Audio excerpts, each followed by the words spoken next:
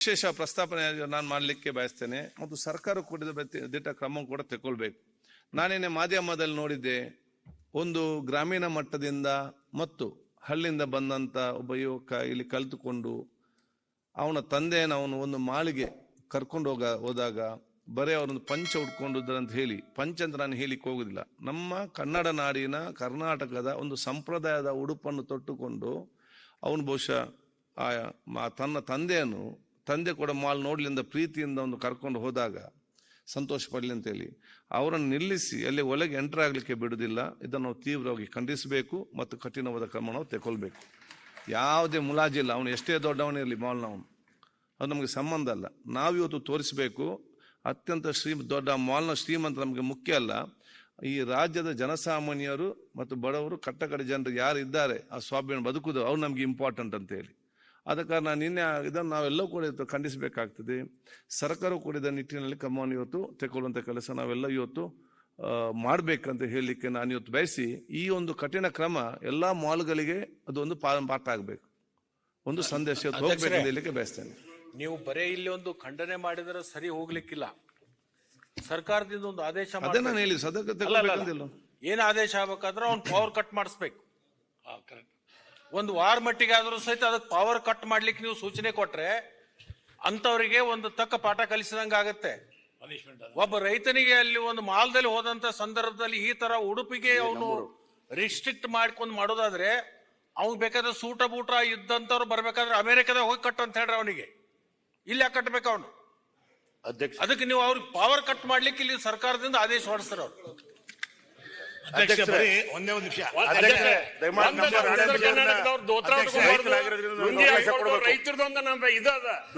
ನಮ್ಮ ಉಡುಪಿನ ಬಗ್ಗೆ ಆದೇಶ ಹೊರಡಿಸ ಅಧ್ಯಕ್ಷ. ಮುಗಿಸ್ಬಿಡ್ತೇನೆ, ಒಂದ್ ಸೆಕೆಂಡ್ ಮುಗಿಸ್ಬಿಡ್ತೇನೆ. ಈಗ ಒಂದ್ ಕೇಳಿ ಸರ್, ಈ ಸದನದಲ್ಲಿ ಬಹಳ ಗೌರವಯುತವಾಗಿ ನೀವೆಲ್ಲ ಮಾಡಕತ್ತೀರಿ. ಸದನದಲ್ಲಿ ಎಂಟ್ರಿ ಆಗ್ಬೇಕಾದ್ರೆ ಒಂದು ಗೌರವ ಬರ್ಬೇಕು. ಶಾಸಕರಿಗೆ ಟಿಫಿನ್ ಊಟದ ವ್ಯವಸ್ಥೆ ಮಾಡ್ರಿ. ನಾವೆಲ್ಲರೂ ಕೂಡಿದ ವ್ಯರ್ಥ ಮಾಡ್ದಂಗ್ ಮಾಡಬೇಕಾಗಿದೆ. ಮಾನ್ಯ ಸಚಿವರು ಬರ್ಬೇಕನ್ನೋದ್ರ ಬಗ್ಗೆ ನಾ ಏನ್ ಸಮರ್ಥನೆ ಮಾಡ್ಕೊಳಂಗಿಲ್ಲ, ಎಲ್ರೂ ಬೇಡಕ್ಕೆ ಬರ್ಬೇಕು. ಇವತ್ತು ಮತ್ತೊಂದು ತಾಸು ಮುಂದೋಗಿದ್ದು, ಇದು ನಮ್ಗೊಂದಲ್ಲ ಸರ್, ಆಡಳಿತ ಪಕ್ಷದ ಗೊಂದಲ್ಲ, ಭಾರತೀಯ ಜನತಾ ಪಾರ್ಟಿಯಲ್ಲಿ ಗೊಂದಿದೆ. ಅಶೋಕ್ ಸಾಹೇಬ್ರ ಸತ್ಸಂಗಿಲ್ಲ, ಸಮಯ ವ್ಯರ್ಥ ಹೋಗ್ಬಾರ್ದು.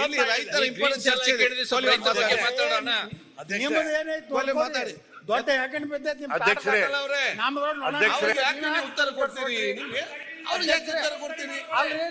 ನಮ್ಮ ಜಗಳ ಬಗ್ಗೆ ಅವ್ರ ಯಾಕೆ ತಲೆ ಕೆಡಿಸೋತಾರೆ? ಕಾಂಗ್ರೆಸ್ ದೊಡ್ಡ ಯಾಕೆ ಬಿದ್ದದ ಬಿಜೆಪಿ. ಅಧ್ಯಕ್ಷ ಬರೀ ಮಾಲ್ಗಳು. ನೀವು ನೆಕ್ಸ್ಟ್ ಮಾತಾಡಿ, ಕೋಲಿವಾರ್ ಮಾತಾಡ್ತಾರೆ. ಅಧ್ಯಕ್ಷರೇ, ಇವತ್ತು ಸ್ವಾತಂತ್ರ್ಯ ಬಂದು 77 ವರ್ಷ ಆದ್ರೂ ನಮ್ಮ ಕನ್ನಡ ನಾಡಿನ ಉಡುಗೆ ತೊಡುಗೆ ಪಂಜಾಗಿ ಈ ತರ ಅಗೌರವ ಆಗ್ತಾ ಇರ್ತಕ್ಕಂಥದ್ದು. ನಮ್ಮ ರಾಣೆಬೆನ್ನೂರು ತಾಲೂಕಿನ ಅರೇಮಲ್ಲಾಪುರ ಗ್ರಾಮದ ಒಂದು ಸಣ್ಣ ಹಳ್ಳಿಯ ಮನುಷ್ಯ, 9 ಜನ ಅಧ್ಯಕ್ಷರೇ ಅವ್ರಿಗೆ ಮಕ್ಕಳು, 9 ಜನರನ್ನು ಚೆನ್ನಾಗಿ ಓದಿಸಿದ್ದಾನೆ ಪಾಪ. ಬಡ ರೈತ, ನಾವೇನು ದೇಶದ ಬೆನ್ನೆಲುಬು ಅಂತ ಬರೀ ಭಾಷಣ ಮಾಡಿದ್ರೆ ಸಾಲದು. ಅಂಥವ್ರು 9 ಜನ ಓದಿಸಿ ಇಲ್ಲಿ MBA ಮಾಡ್ತಂತ ಅವ್ರ ಮಗ ಒಬ್ಬನು ಇಲ್ಲಿ MBA ಮಾಡ್ತಾ ಇದ್ದಾನೆ.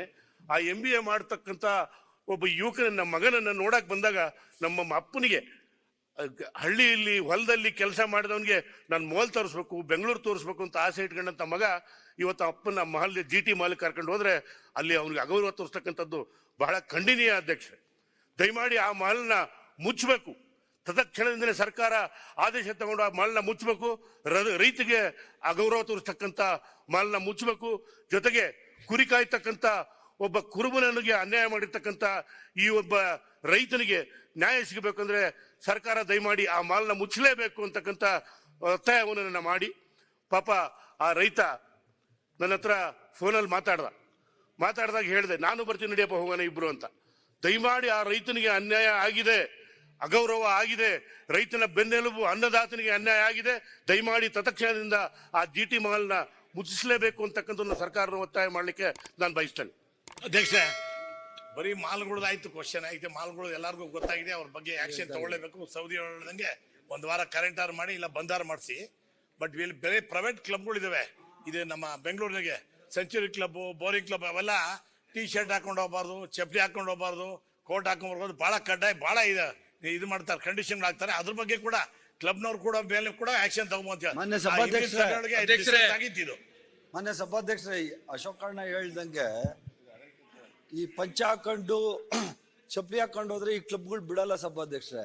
ನಂದೊಂದು ಪ್ರಶ್ನೆ, ಈಗ ನಮ್ಮ ಮುಖ್ಯಮಂತ್ರಿಗಳು ಪ್ರಧಾನ ಮಂತ್ರಿಗಳಾಗಿದ್ದ ದೇವೇಗೌಡರು ಹೋದ್ರೂ ಆ ಕ್ಲಬ್ಗಳವ್ರು ಹಂಗೆ ಮಾಡ್ತಾರ ಸಭಾಧ್ಯಕ್ಷರ? ಅವ್ರಿಗೆ ಹಂಗ್ ಮಾಡಿದ್ರೆ ಅವ್ರಿಗೆ ಗೊತ್ತು ಏನಾಗ್ತದೆ ಅಂತ. ಆದ್ರಿಂದ ಎಲ್ಲಾರ್ಗು ಒಂದೇ ನ್ಯಾಯ ಸಿಗ್ಬೇಕು. ನೀವು ಈ ಪೀಠದ ಮುಖಾಂತರ ಒಂದು ಆದೇಶ ಕೊಡ್ಬೇಕು ಸರ್ಕಾರಕ್ಕೆ. ಬೆಂಗಳೂರಲ್ಲಿ ಕರ್ನಾಟಕದಲ್ಲಿ ಇರುವಂತ ಎಲ್ಲ ಕ್ಲಬ್ಗಳಾಗ್ಲಿ ಮಾಲ್ಗಳಾಗ್ಲಿ ನಮ್ಮ ಸಾಂಸ್ಕೃತಿಕ ಉಡುಗೆ ಸರ್ಕಾರವೇ ಹೇಳುತ್ತೆ ತನಗೆ ಆದೇಶ ಕೊಡಬೇಕು ಅಂತ. ಸಾಂಸ್ಕೃತಿಕ ಉಡುಗೆ ಏನಿದೆ ಆ ಉಡುಗೆಯನ್ನು ತೊಟ್ಕೊಂಡು ಹೋದ್ರೆ ಅವ್ರಿಗೆ ರೆಸ್ಟ್ರಿಕ್ಟ್ ಮಾಡುವಂಥದ್ದು ಆಗ್ಬಾರ್ದು. ಅವ್ರಿಗೂ ಎಲ್ಲಾರ್ಗೂ ಸಿಗುವಂತದ್ದು ಸವಲತ್ತು ಸಿಗ್ಬೇಕು, ಅವ್ರಿಗೆಲ್ಲಾನು ಒಳಗಡೆ ಬಿಡಬೇಕು ಅಂತ ಹೇಳೋದು ನಾನು ಹೇಳ್ತಾರೆ ಸಭಾಧ್ಯಕ್ಷ. ಕ್ಲಬ್ಬಿನ ಹೆಸರು ಹೇಳೋದು ಬೇಡ. ಹಾಕೊಂಡು ಹೋದ್ರೆ ಬಿಡ್ತಾರೆ. ಎಷ್ಟೋ ಕ್ಲಬ್ಗಳಿಂದ ಇಲ್ಲ ಸರ್, ಚಡ್ಡಿ ಬಿಡ್ತಾರೆ. ಸರ್, ಚಡ್ಡಿ ಹಾಕೊಂಡು ಬಿಡಲ್ಲ ಸರ್ ಅವರು. ಉಟ್ಕೊಂಡು ಹೋದ್ರೆ ಬಿಡದೇ ಇದ್ರೆ ಇಲ್ಲ ಸಭಾಧ್ಯಕ್ಷ, what message that particular mall R any other mall ಈ ಸೈಡ್. sir. ಆಮೇಲೆ ಸುರೇಶ್ ತಾವು ಹೇಳಿದ್ರಲ್ಲ ಕ್ಲಬ್ಸ್ ಅಲ್ಲಿ ಬೋರಿಂಗ್ ಕ್ಲಬ್ಗೆ ಬಿಡೋದಿಲ್ಲ. ಯಾಕೆ ಹೋಗ್ತೀರಾ ಕ್ಲಬ್ ನೀವು? ಏನೋ ಅಕಸ್ಮಾತ್ ಹೋಗ್ತೀವಪ್ಪ. ಒಳ್ಳೆ ಕಥೆ ಆಯ್ತು, ಹೋಗ್ಲಿ. ಸುರೇಶ್ ಅವರೇ, ನೀವು ಸ್ವಾಮಿ, ದಯವಿಟ್ಟು ಕೇಳಿ. ನಾವು ಹೋಗ್ತಿರ್ಬೋದು, ನಿಮ್ಗೆ ticket ನಿಮ್ಮ friends ಎಲ್ಲ ಬೇಕಾದ್ರೆ ಈಗ ಹೋಗ್ತಾರೆ. ಮೊನ್ನೆ ನಾನು ನನ್ನ friend ಒಂದು ಮೀಟಿಂಗ್ ಕರೆದಿದ್ದೆ. ಸರ್ಕಾರದ ಪರ್ಮಿಷನ್ ತಗೊಂಡು ಕ್ಲಬ್ಗಳಾಗಿರ್ತವೆ. ಆ ಕ್ಲಬ್ ಹೋಗ್ಬಾರ್ದು ಅಂತಂದ್ರೆ ಅವ್ರು ಹೋಗಿ ಕಮರ್ಷಿಯಲ್ ಒಂದು ಶೂಸ್ ಹಾಕೊಂಡು ಒಳಗೆ ಬಂದ್ರಪ್ಪ. ಏನು ಸನ್ಮಾನ್ಯ ಅಧ್ಯಕ್ಷ, ಎಮ್ಎಲ್ಎಗಳಾಗಿ ಗೆಸ್ಟ್ ಕರ್ಕೊಂಡು ಅದು ಸೂಕ್ತ ಏನಂತ ಹೇಳಿದ್ರೆ ಆಗ್ತದೆ. ಈಗ ವಿಲ್ ಟೇಕ್ ಆಕ್ಷನ್. ಈಗ ಕಂದಕೂರ್ ಅಧ್ಯಕ್ಷರೇ, ಅಧ್ಯಕ್ಷರೇ, ಹಿಂಗೆ ಅಲ್ಲಲ್ಲ ಅಧ್ಯಕ್ಷರೇ, ಅಶೋಕ್ ಅನ್ನೋದು ಪದನೇ ಅಲ್ಲ. ವಿರೋಧ ಪಕ್ಷ ನಾಯಕರೇ, ಒಂದು ನಿಮಿಷ ಮಾತಾಡ್ಬೇಕು. ನಾನು ಹೇಳ್ತೀನಿ, ಜೋರಾಗಿ ಮಾತಾಡ್ಬೇಕು. ಅಲ್ಲಲ್ಲ ಒಂದ್ ನಿಮಿಷ. ಸುರೇಶ, ಒಂದ್ ನಿಮಿಷ ಅದಪ್ಪ. ಅಧ್ಯಕ್ಷರೇ, ಇದನ್ನ ಬಹಳ ಗಂಭೀರವಾಗಿರ್ತಕ್ಕಂಥ ವಿಷಯ ನೀವೇ ಪ್ರಸ್ತಾಪ ಮಾಡಿರಿ. ನಾನು ಸಚಿವರಿಗೆ ವಿನಂತಿ ಮಾಡ್ಕೋತೀನಿ, ಈ ವಿಷಯದಲ್ಲಿ ನೀವು ಈ ತರ ಉತ್ತರ ಕೊಡಕ್ ಹೋಗ್ಬೇಡಿ ದಯವಿಟ್ಟು. ಇಡೀ ರಾಜ್ಯದ ರೈತರಿಗೆ ಆಗಿರ್ತಕ್ಕಂಥ ಅವಮಾನ ಇಂಪಾರ್ಟೆಂಟ್ ಅಲ್ಲಲ್ಲ. ಅದಕ್ಕಿಂತ ಪ್ರಾಮುಖ್ಯವಾಗಿ ನನ್ನ ಘನತೆ ಸ್ವಾಭಿಮಾನಕ್ಕೆ ಧಕ್ಕೆ ಆಗ್ತಕ್ಕಂಥ ವಿಷಯ ಯಾವ ವಿಷಯ ಜೊತೆಗೂ ಹೋಲಿಕೆ ಮಾಡಕ್ ಆಗೋದಿಲ್ಲ. ಅಂತ ಮಹತ್ತರವಾದಂತ ವಿಷಯ dignity and self respect is paramount important. ಅದಕ್ಕೆ ಧಕ್ಕೆ ಮಾಡ್ತಕ್ಕಂಥ ನಡವಳಿಕೆ, ಆ ರೀತಿಯ ವರ್ತನೆ ಅದು ಖಂಡನೀಯ. ಸರ್ಕಾರ ಏನಾಯ್ತು ಅಂತ ವರದಿ ತರಿಸ್ಕೊಂಡು ಅವ್ರ ವಿರುದ್ಧ ಕ್ರಮ ತಗೋಬೇಕಲ್ಲ. ಇವತ್ತೇ ಬಂದ್ ಮಾಡ್ಬೇಕು ಅಧ್ಯಕ್ಷರೇ. ಅದಕ್ಕೆ ತರಬೇಡಿ. ಈಗ ಇದನ್ನ ಬಹಳ ತುರ್ತಾಗಿ ವರದಿ ತರಿಸ್ಕೊಳ್ಳೋದು ಮಾಡುದು ದಯವಿಟ್ಟು ಡಾಕ್ಟ್ರೇ, ಸಚಿವರೇ, ದಯವಿಟ್ಟು ರೈತರ ಪರವಾಗಿ ಕಳಕಳಿಯಿಂದ ನಾನು ವಿನಂತಿ ಮಾಡ್ತೀನಿ. ನೀವು ಯಾವುದೇ ಸಮಿತಿ ಮಾಡೋದು ಅವಶ್ಯಕತೆ ಇಲ್ಲ, ವರದಿ ತೋರಿಸೋ ಅವಶ್ಯಕತೆ ಇಲ್ಲ. ಇದು ಜಗತ್ ಜಾಹೀರಾಗಿರ್ತಕ್ಕಂಥದ್ದು. ಇನ್ನೇನು ತರಿಸೋದು ಅವಶ್ಯಕತೆ ಸರ್ಕಾರ ಆದೇಶ ಮಾಡಿಬಿಡಿ. ಅವನಿಗೆ 7 ದಿನಗಳ ಮಟ್ಟಿಗೆ ವಿದ್ಯುತ್ ಅನ್ನ ನಾನು ಕಡಿತ ಮಾಡ್ತೇನೆ ಅಂತ ಹೇಳಿ 7 ದಿವಸದ ವಿದ್ಯುತ್ ಕಡಿತ ಮಾಡಿ, ಅಂದ್ರೆ ಇಡೀ ರಾಜ್ಯಕ್ಕೆ ಒಂದು ಮೆಸೇಜ್ ಹೋಗುತ್ತೆ. ದಯವಿಟ್ಟು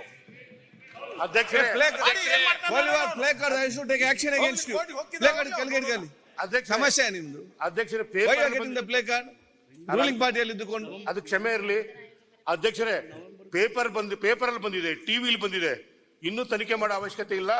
ತತ್ಕ್ಷಣದಿಂದ ಮಾಲ್ನ GT ಮಾಲ್ನ ಬಂದ್ ಮಾಡಬೇಕು ಅಂತ ನಾನು ಸರ್ಕಾರಕ್ಕೆ ಒತ್ತಾಯ ಮಾಡ್ತೀನಿ. ಕಂದಕೂರ್ ಅಧ್ಯಕ್ಷರೇ, ಆ ಮಾಲಿನ ಏನಪ್ಪಂತಂದ್ರೆ ಸೆಕ್ಯೂರಿಟಿ ಗಾರ್ಡ್ ಏನಿದೆ, ನಿನ್ನೆ ಸ್ವಲ್ಪ ಮಾಹಿತಿ ತಗೊಂಡಿವಿ. ಆ ಸೆಕ್ಯೂರಿಟಿ ಗಾರ್ಡ್ ಇರ್ತಕ್ಕಂಥವನು ರೈತನ ಮಗನೇ. ಅವನ್ ಪಾಪ ಆ ಏಜೆನ್ಸಿನ ಏನಪ್ಪಾ ಅಂತಂದ್ರೆ ಬಂದ್ ಮಾಡಿಸ್ಬೇಕಂಬುದು ನಂದೊಂದು ಮನವಿ. ಏಜೆನ್ಸಿ ಯಾರಿದ್ದಾರೆ, ಸೆಕ್ಯೂರಿಟಿ ಏಜೆನ್ಸಿ ಏನಿದೆ, ಸೆಕ್ಯೂರಿಟಿ ಅವನಲ್ಲಿ ಮಾಲೀಕ ಹೇಳಿದಾನೆ ಕೆಲಸ ಮಾಡ್ತಾನೆ. ಅದಕ್ಕೆ ಹೇಳ್ತಾ ಇರೋದು ಅಧ್ಯಕ್ಷರೇ, ಏಜೆನ್ಸಿ ಏನಿದೆ, ಆ ಸೆಕ್ಯೂರಿಟಿ ಏಜೆನ್ಸಿ ಏನಿದೆ ಅವ್ರ ಮೇಲೆ ಓನರ್ ಏನ್ ಡೈರೆಕ್ಷನ್ ಕೊಡ್ತಾನೆ ಏನಪ್ಪಂತಂದ್ರೆ ಮನವಿ ನೋಡಿ. ಮಾಲ್ ಓನರ್ ಪ್ಲಸ್ ಏನಪ್ಪಂತಂದ್ರೆ ಸೆಕ್ಯೂರಿಟಿ ಏಜೆನ್ಸಿ. ಅಧ್ಯಕ್ಷರೇ, ಈಗಾಗಲೇ ಮುಖ್ಯಮಂತ್ರಿಗಳಿಗೆ ಪತ್ರ ಬರೆದು ಮನವಿ ಮಾಡಿದ್ದಿದೆ, ಅವ್ರ ಮೇಲೂ FIR ಮಾಡ್ಬೇಕು. ಯಾರು ಮಾಲಕರಿದ್ದಾರೆ, GT ಮಾಲಕರು ಏನ್ಪಂತಂದ್ರೆ ಅವ್ರ ಮೇಲೂ FIR ಮಾಡಿ ಏನ್ಪಂತಂದ್ರೆ ಕ್ರಮ ಆಗ್ಬೇಕು. ಈ ಏಜೆನ್ಸಿ ಏನಿದ್ದಾರೆ ಅವ್ರ ಮೇಲೂ ಏನ್ಪಂತಂದ್ರೆ ಕ್ರಮ ಆಗ್ಬೇಕು. ರೈತರಿಗೆ ಏನ್ಪಂತಂದ್ರೆ ಒಂದು ಮನೋಬಲ ಹೆಚ್ಚತಕ್ಕಂತ ಕೆಲಸ ಸರ್ಕಾರ ಮಾಡ್ಬೇಕಂತ ಮನವಿ ಮಾಡ್ತೀವಿ. ಅವ್ರ ಮೇಲೆ ಮಾಡಬಾರ್ದಂದ್ರೆ ಅವ್ರ ಮೇಲೂ ಮಾಡ್ಬೇಕು, ಏಜೆನ್ಸಿ ಮೇಲೆ. ಅಧ್ಯಕ್ಷರೇ, ಏಜೆನ್ಸಿ ಮೇಲೂ ಕ್ರಮ ಜರುಗಿಸಬೇಕಂತ ಹೇಳೋದು. ನಿಮ್ಗೆ ಏನಾಗಿದೆ? ಅದನ್ನೇ ಹೇಳ್ತಾ ಇರೋದು ಅಧ್ಯಕ್ಷರೇ. ಮಾಲ್ ಅಲ್ಲಿ ಸಮಸ್ಯೆ, ಇಲ್ಲಿ ನಿಮ್ಮ ಸಮಸ್ಯೆ. ಸದಸ್ಯರು ಸಮಸ್ಯೆ ಮಾಡ್ತಾ ಇದ್ದಾರೆ. ಏಜೆನ್ಸಿ ಮೇಲೆ ಯಾಕೆ ಮಾತಾಡ್ತೀರಿ? ಮೊನ್ನೆ ಸಭಾಧ್ಯಕ್ಷರೇ, ಅದೇ ನಾನು ನಮ್ಮ ಹಳೆ ಕಮಿಷನರ್ ಹತ್ರ BBMP ಕಮಿಷನರ್ ಹತ್ರ ಏನಿದಕ್ಕೆ ಪರಿಹಾರ ಅಂತ ಕೇಳಿದೆ. ಸರ್ಕಾರಕ್ಕೆ ಅಧಿಕಾರ ಇದೆ ಅಧ್ಯಕ್ಷ, ಅವನಿಗೆ 7 ದಿವಸಗಳ ಕಾಲ ಅವನ ಮಾಲನ್ನ ಮುಚ್ಚುವಂಥದ್ದು ಕಾನೂನು ಪ್ರಕಾರ ಏನಿದೆ ಅವನಿಗೆ ಇಮಿಡಿಯೇಟ್ ಅವನ ಮೇಲೆ ಕ್ರಮ ತಗೊಂಡು ಮುಚ್ಚುವಂತ ಕೆಲಸ ಮಾಡ್ತೀವಿ ಸರ್. ಓಕೆ, ಈಗ ಸೂಕ್ತ ಈಗ ಒಂದು ಸಲಹೆ ಮತ್ತು ಸೂಚನೆ ಕೊಟ್ಟ ಆಕ್ಷನ್ ತಗೊಳ್ತೇವೆ ಅಂತ ಹೇಳಿ ಮಧ್ಯಾಹ್ನದ ಮೇಲೆ ಸ್ಪಷ್ಟವಾದ ಉತ್ತರ ನಮಗೆ ಬರ್ತದೆ. ಅದು ಆದಷ್ಟು ಏನು ನಿಮ್ಮ ಹೇಳಿದ್ದೀರಿ ಆದಷ್ಟು ಬೇಗ ಆಕ್ಷನ್ ಆಗಲಿ ಅಂತ ಹೇಳಲಿಕ್ಕೆ ನಾನು ಇವತ್ತು ಬಯಸ್ತೇನೆ. ಈಗ ನಾವು